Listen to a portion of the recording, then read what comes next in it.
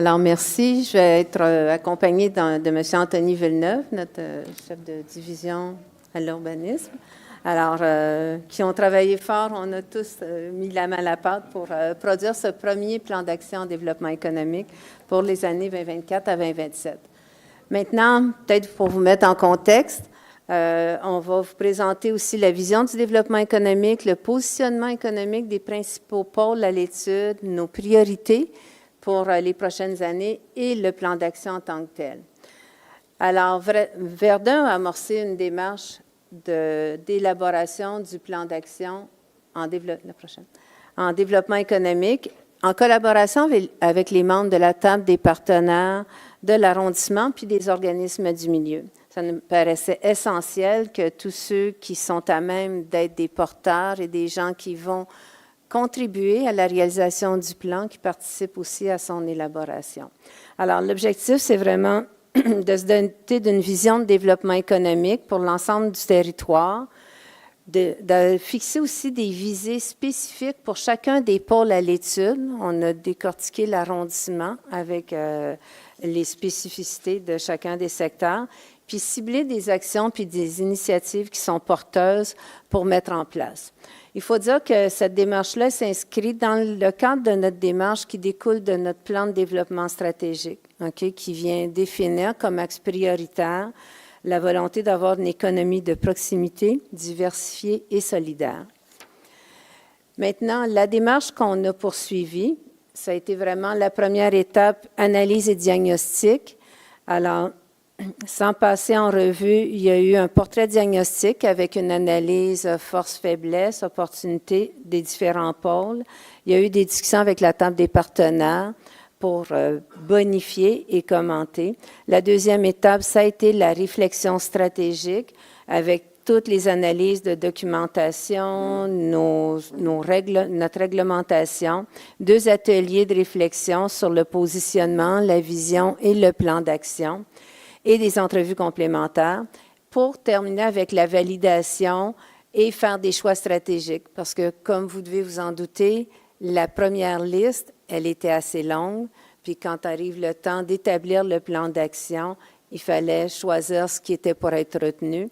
Alors, avec les partenaires et le conseil d'arrondissement aussi pour vous produire la version finale qui est adoptée au conseil de ce soir. Maintenant, notre vision du développement économique. Alors, le constat qu'on faisait, c'est que Verdun, c'est quand même un milieu particulier, puis particulièrement intéressant. On est accompagné par des consultants, puis dans le fond, ça nous a permis d'avoir une certaine rétrospective. Alors, dans la vision qui a été retenue, c'est qu'on veut vraiment renforcer l'environnement économique urbain. On veut aussi favoriser la mixité des fonctions urbaines, parce qu'à Verdun, c'est pas juste du commercial, c'est souvent mélangé avec du résidentiel, il y a de l'industriel, il y a un peu un mélange. Puis, c'est toujours intimement lié avec améliorer la qualité de vie des résidents et des résidentes, en plus de soutenir l'emploi local de manière durable et inclusive. Alors, puis vous voyez là 2 exemples là, à l'île des Sœurs et sur la rue Wellington, parce que c'est aussi une spécificité avec des quartiers qui sont différents les uns des autres. Alors maintenant, au niveau des visées puis des aspirations stratégiques, parmi les grands thèmes qu'on retient, il y a l'économie solidaire et circulaire comme des puissants vecteurs de développement, les secteurs innovants et créatifs, vraiment pour renforcer puis en même temps élargir des opportunités d'emploi, la mixité d'emploi sur le territoire. Le thème des quartiers de proximité autonome demeure toujours autant dans notre plan de développement stratégique que dans le plan d'action développement économique, et favoriser une mixité de l'offre de commerce et de services. C'est des thèmes qui reviennent d'ailleurs à différentes occasions au Conseil. Et on veut améliorer l'expérience des citoyens et des citoyennes actuels et futurs, puis des clientèles, et poursuivre dans la mobilité durable et active en adoptant de nouveaux modes de déplacement. Je vais maintenant inviter Anthony. Merci Diane. Donc, bien entendu, la démarche puis le plan d'action couvre l'ensemble du territoire de l'arrondissement. Ceci dit, on a quand même ciblé dans 4 secteurs, plus spécifiquement des interventions particulières. Donc, bien entendu, la rue Wellington, qui est au cœur de l'arrondissement, qui est l'artère principale de l'arrondissement. Vous allez comprendre dans le plan d'action qu'on se dirige vraiment vers une dynamique un peu de complémentarité. Donc, Wellington, qui est la principale artère commerciale, puis des rues secondaires de proximité qui répondent plus à des besoins de voisinage. Donc, les rues de l'Église et de Verdun, qui offrent, elles, des opportunités commerciales à orienter et à valoriser. Le secteur Exune-Dupuis, qui est un pôle au grand potentiel de transformation. On se rappelle qu'il a fait l'objet d'une vision urbanistique en 2021, situé aussi à proximité de sites stratégiques et voué à un redéveloppement. Et puis la partie nord de l'île des Sœurs, qui, elle, a fait l'objet d'un programme particulier d'urbanisme en 2020, donc qui est en pleine transformation avec l'ouverture du REM l'été dernier, l'engouement immobilier et les opportunités qui en découlent. On voit ici une carte des quartiers des marchés Crawford, Wellington, de l'Église. Donc, on a quand même la chance à Verdun d'avoir une fabrique commerciale qui est plutôt étendue sur le territoire. Donc, ça permet vraiment de répondre à des besoins de proximité. On voit également que l'artère, la rue de Verdun puis la rue Wellington en partie, s'étire sur les deux quartiers, le Wellington de l'Église et des marchés Crawford. Pour ce qui est de l'île des Sœurs, évidemment, la Pointe-Nord, avec les usages commerciaux qui sont autorisés à proximité de la gare du REM, qui a quand même moins de densité commerciale que dans Wellington de l'Église et des marchés Crawford.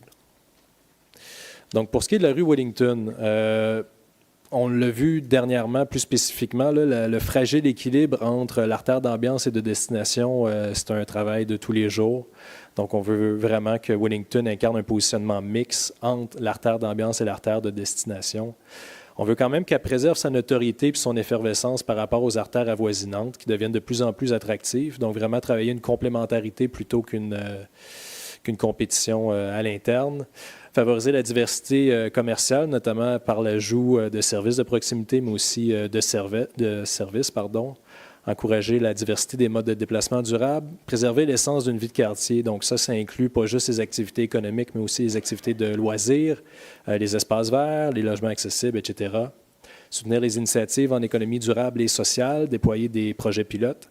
Attirer une clientèle tout au long de la semaine, mais je dirais même tout au long de l'année. On a quand même 4 saisons, et non seulement en soirée, en fin de semaine et à l'été. Et puis développer des modèles immobiliers novateurs et mixtes pour favoriser l'accessibilité aux espaces. Là, on l'a vu, l'engouement fait en sorte qu'il y a quand même une rareté dans les espaces. Donc, on veut y travailler. Pour ce qui est de la rue de Verdun et la rue de l'Église, donc je l'ai dit un peu plus tôt, là, une dynamique un peu plus de proximité, en complémentarité avec l'artère d'ambiance principale. Donc, répondre aux besoins des résidents-résidentes, donc des services locaux, des commerces locaux. Capter aussi la clientèle de transit. Là, on a un bon exemple en face de la mairie avec la station de métro de Verdun. Donc, ça attire quand même un bon débit de passagers. Donc, il y a un potentiel ici à aller chercher. Renforcer l'attractivité autour des stations de métro. Développer la vocation complémentaire à Wellington, comme je l'ai dit plus tôt. Créer un environnement urbain agréable. Donc, par l'embellissement, la rénovation de façades, de vitrines, le verdissement des espaces publics. Favoriser l'accès à une alimentation locale de qualité, ça avait été aussi énoncé dans le plan de développement de la communauté nourricière, et développer un sentiment d'appartenance pour ces deux rues-là. Pour ce qui est du secteur de l'île des Sœurs, donc mettre en valeur le patrimoine architectural distinctif contemporain en valorisant et puis en actualisant le concept de cité-jardin. Donc, il y a beaucoup de mots là-dedans. Là. Au fond, c'est de reconnaître que la signature architecturale de l'île des Sœurs est distinctive, mais de la faire évoluer aussi. On comprend que la cité-jardin, son concept fondateur, ce n'est pas nécessairement la mixité des usages et leur proximité. Donc, comment est-ce qu'on peut faire évoluer les concepts fondateurs de l'île des Sœurs vers quelque chose qui répond un peu plus à notre volonté?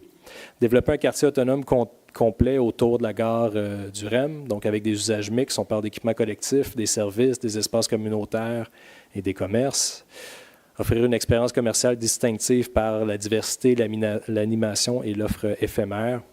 Développer le créneau de l'économie du savoir, notamment renforcer la connectivité à l'île des Sœurs à travers différents modes actifs et durables. Attirer de nouvelles vagues d'entreprises et favoriser la place de l'économie sociale. Et puis le dernier pôle économique, celui d'Exune-Dupuis, qui a fait l'objet d'une vision urbanistique en 2021. Donc, la volonté de conserver des emplois locaux tout en ouvrant à des nouvelles opportunités professionnelles. Donc, ça veut dire de maintenir la place des industries légères dans le cadre d'un développement mixte, développer des créneaux stratégiques, donc notamment l'économie circulaire, l'économie sociale, le créneau bioalimentaire, créer un environnement urbain agréable. On le sait, là, Exxon-Dupuis, présentement, il y a des enjeux d'îlots de chaleur, il y a des enjeux d'inondation de surface. Donc, par le verdissement, le design urbain, on peut améliorer la situation.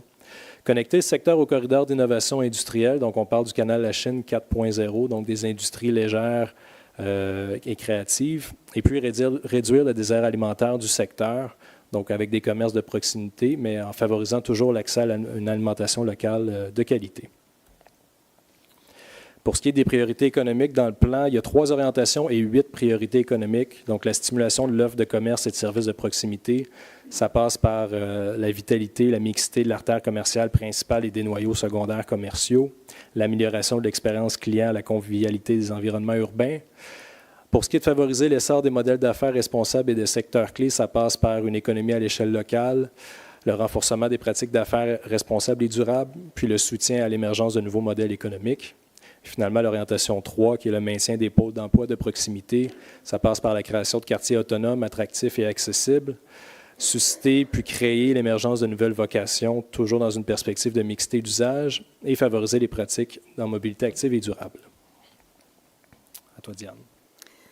Alors maintenant, vous avez bien vu les grandes orientations, les priorités. Après ça, le plan se décortique en 26 actions structurantes et prioritaires, puis on a aussi identifié des pistes et des leviers pour permettre la réalisation puis atteindre les objectifs définis. Alors, ça ne s'est pas fait tout seul, évidemment, en collaboration avec les partenaires, puis aussi certains citoyens qui ont alimenté la réflexion, puis certains commerces qui ont alimenté la réflexion. Alors, en termes de la première orientation, alors, je vais reprendre la priorité au niveau de la vitalité, la mixité de l'artère commerciale, comment ça se traduit en action.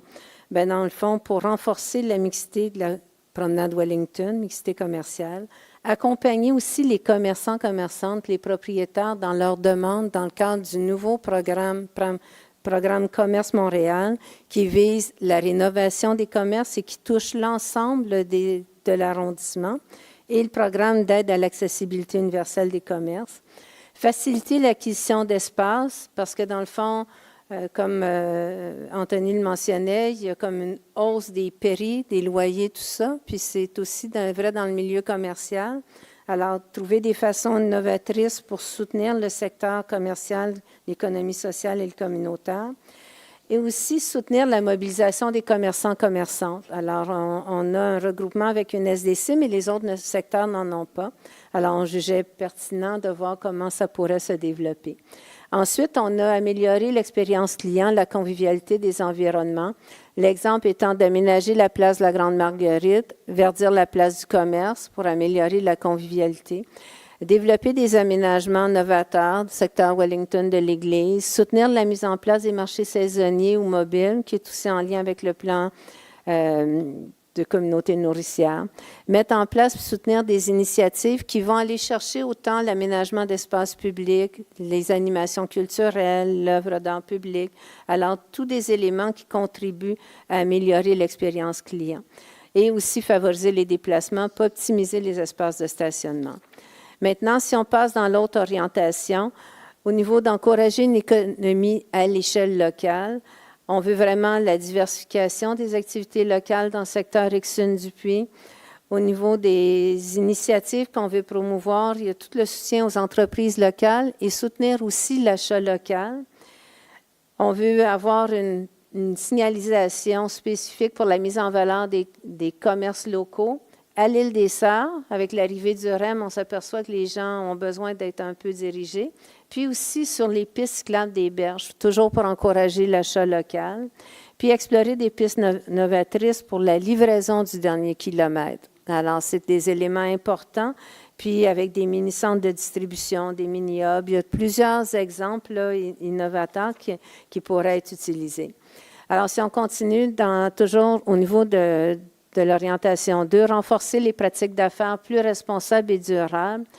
Alors, dans le contexte actuel, tout le monde est sensible à ces éléments-là, puis ça devient important de le mettre en œuvre. Donc, encourager et sensibiliser les commerçants pour adopter des pratiques durables, faire la promotion des initiatives exemplaires qui pourraient être répliquées, puis adapter notre offre de services en finançant aussi pour encourager l'accompagnement des entreprises en développement durable, particulièrement avec certains de nos partenaires comme PME Montréal du Grand Sud-Ouest, qui peut avoir des programmes ciblés pour accompagner et financer des programmes.